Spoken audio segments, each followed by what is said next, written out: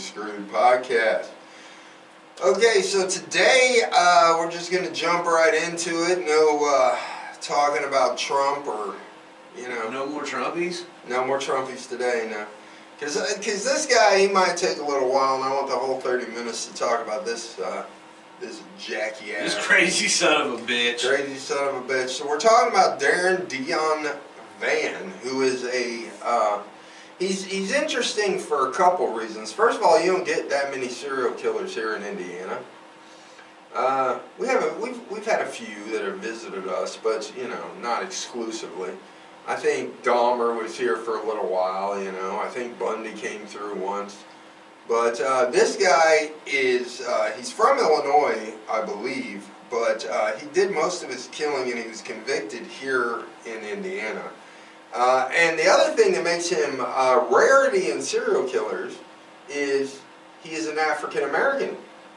And we don't get many black serial killers, Jason. There's very, very few we can say. That's true. That's true. Yeah, most of your serial killers, I gotta say, unfortunately, are white males. I mean, we don't have a lock on everything, Jason. Us white males, but when it comes to serial killing, I mean, is there? Yeah, the shooter, which I don't know if you'd actually call him a serial killer. The DC sniper, he was a black guy, but I don't know if you call him necessarily a serial killer, or well, I guess so because it was in spurts. But he was more of a what you would call like a rage killer, or like I forget what they're called, but where you kill a lot of people at the same time. DC sniper guy, he was just picking people off. But, I mean, he kind of was a serial killer because he did do it over an extended period of time. But, yeah, he was a black guy, too. But there's a few of them. Yeah, there's been a few. But mostly it's white guys. True. So, Deon. Here we are. Deon. Let's see. He's an American serial killer. He was arrested on October 18, 2014 for the murder of 19-year-old Africa Hardy. Her name's Africa. With a K. With a K, yes. Two Ks. Yeah, 2 Ks. At a Motel 6 in Hammond, Indiana.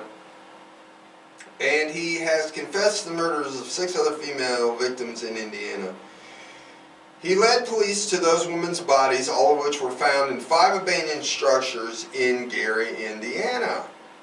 Which, if you know Gary... Or Hammond.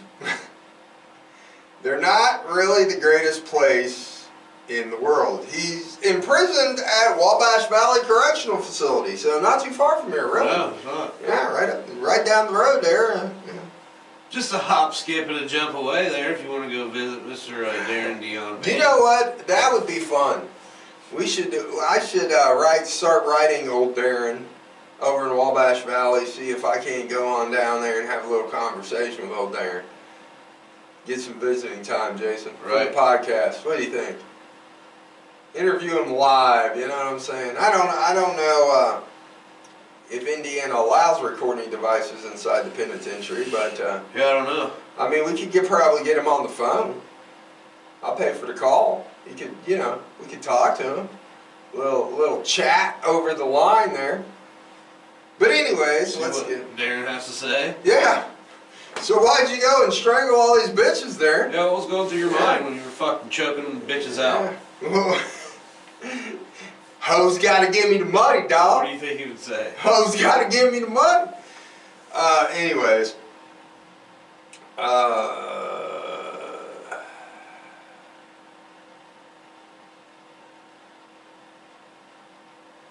Yes? I know I paused. Good. Go ahead. Okay, thank you. Before police investigated the murder for which Vann was detained, Thomas Hargrove, founder of the Murder Accountability Project. That sounds like a good place to be, the Murder Accountability Project. We want to get murderers to admit to what they've done, guys. We just got to get them. Yeah, because that's what happens. It's a good project to have. That sounds like a good way to get people to donate money to something that's never going to happen. Of course. It's like anything else. That's the thing I need to come up with. A charity like the Murder Accountability Project. Right. Yeah. What we're trying to do is get these serial killers to admit to murder so they can get even more time. Sound good? Please donate $100 grand. Ready, break. Yeah. So he tried to persuade the deputy coroner that there were 18 similar murders pointing to a serial killer in Gary, Indiana area. This was before they found him. So he was trying to at least tell them, hey, I think we got a serial killer here. We got 18 murders here. Right. They're kind of similar. We might want to look into this. Yeah. So Vann was born on March 21st, 1971 in Indiana. He was married to Maria Vann for 16 years. She was 30 years older than him, which is just weird. I mean, Jesus Christ. Jesus, she was 30 when he was born. So if he married her even when he was 20, she was 50. Damn. Yeah. I mean, okay. Right. Go Deon. Whatever, bub. I mean, you like it old and you want to knock the dust off that motherfucker, feel free, Bobby boy. Yeah, he's probably got like 22 in his cock. Well, I don't know. We could ask the guys in Wabash Valley. I'm sure a few of them sure a few of them know.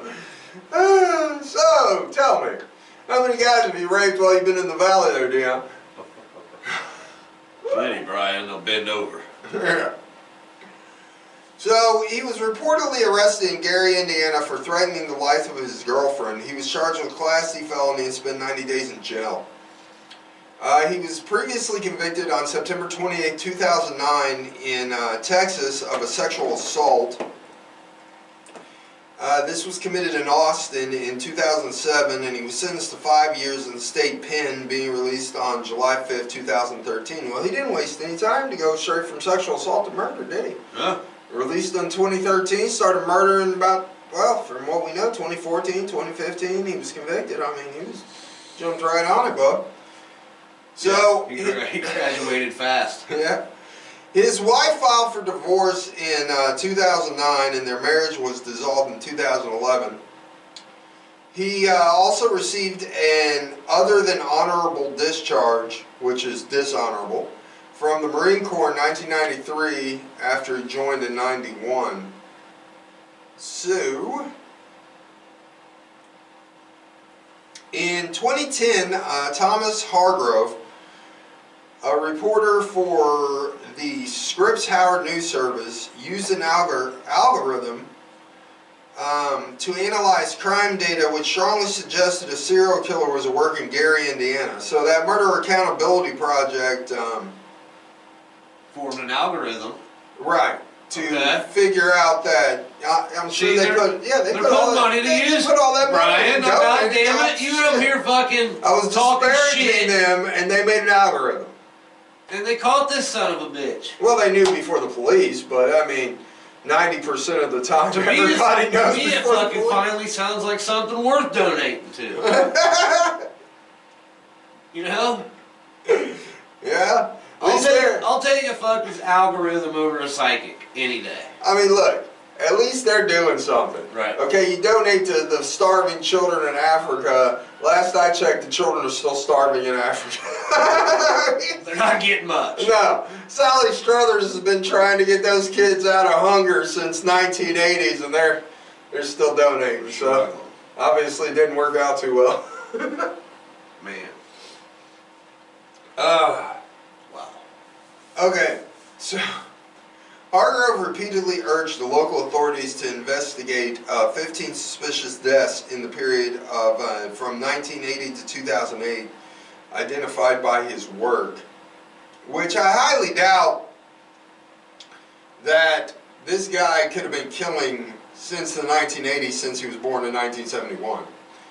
I mean, in 81 he would have been 10. I mean, think you went a little far back there. And for a while there, he was also incarcerated in a fucking Texas penitentiary. So that completely eliminates him from any murders that happened there. So I don't know how good the algorithm really worked, guy. Well, they found him. Well, I mean, yeah, eventually. Yeah. So the local police denied there was any evidence showing a serial killer was at work. Yeah, of course. Well, the psychic didn't tell him about it, Jason. God damn it, if it is not a psychic and it's some computer algorithm made by AI. What gives a fuck? No, there ain't no fucking suspicion here. This is fucking Gary. There's people dying every day. That's no right. Goddamn serial. I'm sorry, are you a psychic, sir? No? Well, then you're wrong. Okay? Case closed. Your opinion means nothing. Your opinion means nothing. If you didn't get this from your spirit guide, who's a tiger, we don't want to hear about it. Take your silly fucking math project and get the fuck out of my face. There ain't a serial killer here. So also, Gary Deputy Coroner also had suspicions, and his suspicions were also rebuffed by the local police. He agreed with Hargrove and also added 3 suspected victims to the list, and the police said he was wrong also. In fact, he was threatening to be fired if he continued to raise suspicions on being a serial killer in Gary. So they told the coroner, bitch, look, you shut the fuck up. Right. About all this serial killing nonsense, you agree with this nutbag with an AI computer, that's it. Okay, you can get your little ass paycheck, get out the door, motherfucker. How you like the unemployment line, bitch? Keep on. Right. So when 19-year-old Africa Hardy was found strangled in a Motel 6, the police used Hardy's phone records and located that Vann was the last person she called. Good police work there, guys. Right. You're doing great. Yeah. Woo! So upon apprehension, Vann was found to have possession of several key pieces of potential evidence, which included Hardy's phone. Yeah, I gotta tell you, you know her. During interrogation, he allegedly confessed to his involvement in Hardy's killing and told police, hey, I've also killed other people. Yeah. Go Darren. That's the way you do it, buddy. Right. Just tell them it all. Yeah. Get it out, bub. So his first court hearing was scheduled for October 22nd. However, he was held in contempt of court. So his next hearing was October 28th at Lake County Jail in Crown Point. He pled not guilty to 2 counts of murder in the death of Africa Hardy and Anitha Jones, as well as the robbery of Anitha Jones. His trial was originally supposed to begin on June 22nd, 2015, but this trial was canceled. And then he went to trial on April 17th. No, he was going to begin trial on June 26, 2015.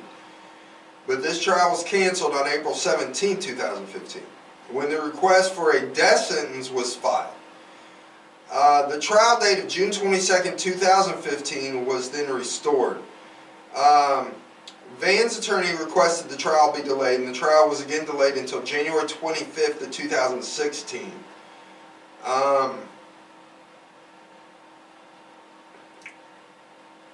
In 2015 December, the trial was delayed again until July 25th of 2016.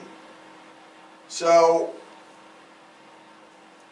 on March 7th of 2016, Vann was charged with the murder in the deaths of 5 additional victims, because they found 5 additional victims between his trial getting delayed so much. Right. So, they charged him with 5 more. The death penalty was originally sought for each. The following day, Vann was charged with rape and attempted murder of an alleged 2014 attack. Vann was also charged with battery by bodily waste for throwing a carton of urine and feces at a correctional officer in Lake County Jail.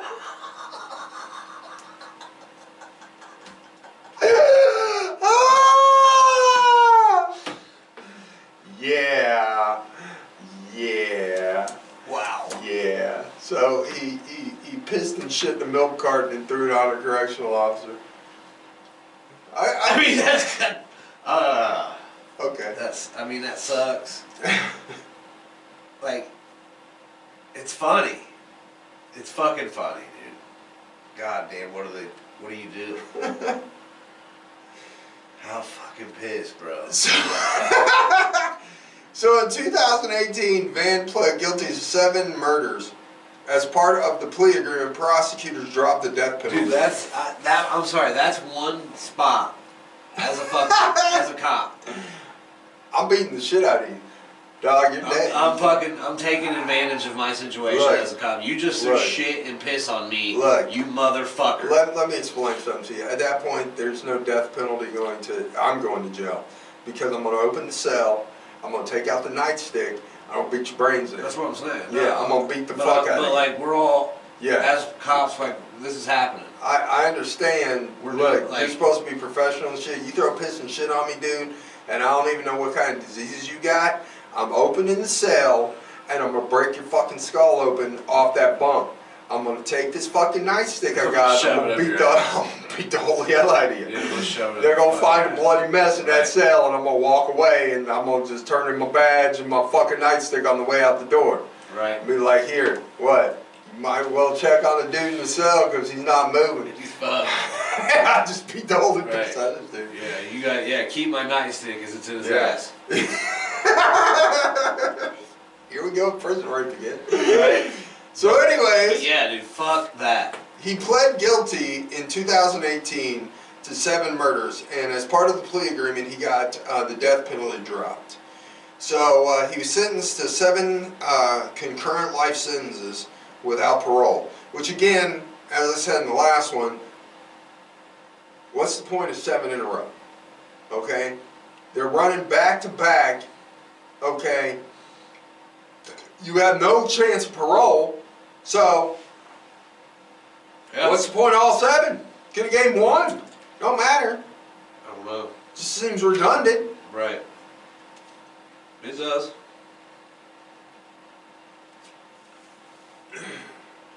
Okay, so in 2021, Ben Kubrich, who's host of and we're going to throw in another podcast's name here. He's hosted the Algorithm Crime Podcast. He obtained tape recordings in which Vaughn confesses at length to interviewing detectives about numerous unsolved murders he had committed across the country. And then he claimed to have killed dozens of women, predominantly in Chicago, Illinois, but also in other locations such as California, North Carolina, Texas, Milwaukee, Wisconsin, Minnesota, Detroit, and Michigan. So, but these recordings were never used against him. I guess the other states just basically said, why pursue this when he's already serving 7 life terms in Indiana, you know. But yeah, he confessed to killing all across the country. So he was convicted of these 7 murders. Africa Hardy, 19, who had recently moved to Chicago after graduating from high school. She met Vaughn at a Motel 6 in Hammond, Indiana. She was a prostitute, and he hired her through an escort service. She was found dead in a bathtub, strangled in one of its rooms on October 17, 2014. So Anitha Jones, 35, of Gary, Indiana, was last seen alive on October 8, 2014, and reported missing 2 days later. After Vaughn was arrested, he led police to an abandoned house where he had strangled Anitha Jones. And this is where her body was found, badly decomposed. She had been raped and strangled. Tierra Beatty, 28, of Gary, Indiana. She left to meet a friend on January 13, 2014, but she never returned. Her family waited to hear from her for a few days, but reported her missing later that month. Vaughn admitted to taking her body to an abandoned house after abducting her at 1800 East 19th Avenue in Gary and raping and strangling her on October 19. So then there was Christine Williams, 36, of Gary, Indiana. She was a mother of 4 and employed at the time of her death. Her mother-in-law stated that she had not heard from her since February of 2014. Vaughn admitted to raping and strangling her, and her body was found in another abandoned house. Man, there's a lot of abandoned houses in Gary, ain't there? God damn, dude. This motherfucker's populating the area. So, this was at 4330 Massachusetts Street in Gary, and her body was found on October 19th after he led police to her body. Tracy Martin, 41, of Gary, Indiana. She was reported missing on June 2014. Her body was found in another abandoned house. God damn. Down the street from the other one at 2200 Massachusetts Street in Gary on October 19th. Well, Jesus Christ, you just got... Gary seems like the perfect town for a serial killer. Because, I mean, Massachusetts Street alone, you got abandoned houses one way to the other. I mean, shit.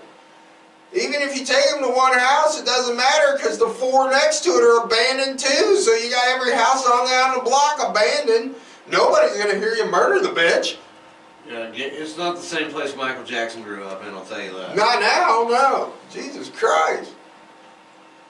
Wow. At this point, you got the whole town basically just taking a random house. It don't matter. Any house in Gary, yeah, right? Any house in Gary is good because they're all abandoned.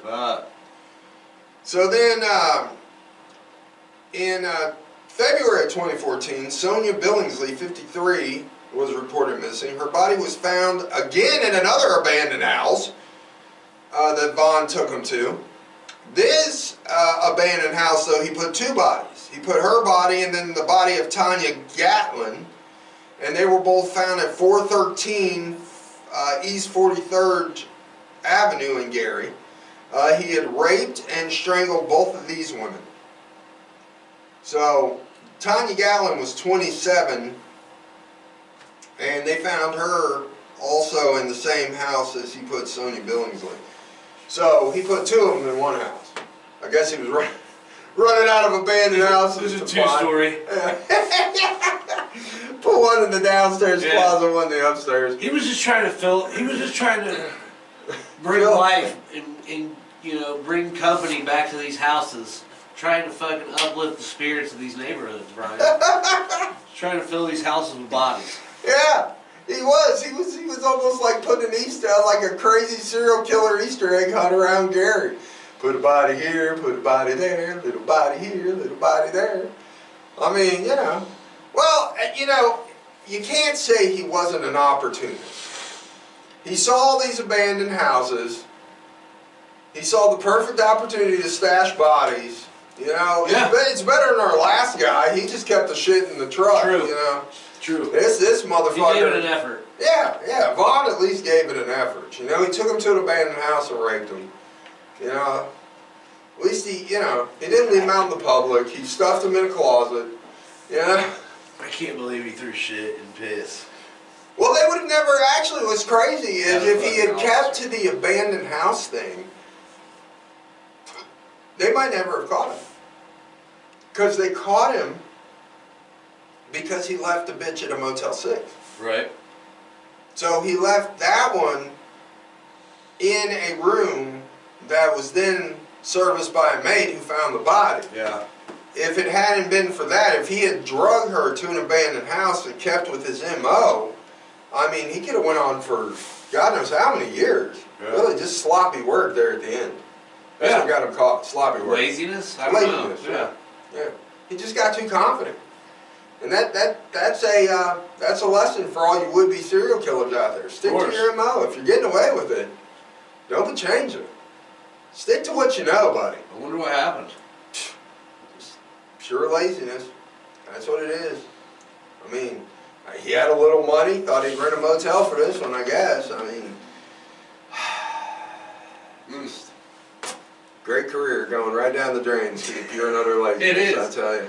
It is. I tell you, got away with it. That's how you find yourself behind bars. Yeah, that is. Shitting and pissing in milk cartons. Yeah, and throwing it on guards. That's what happens. Yeah. That's how you find yourself in Wabash Valley, and the only fucking ass you're getting is from a guy. I can't. I mean, I can't fathom being. Oh my god.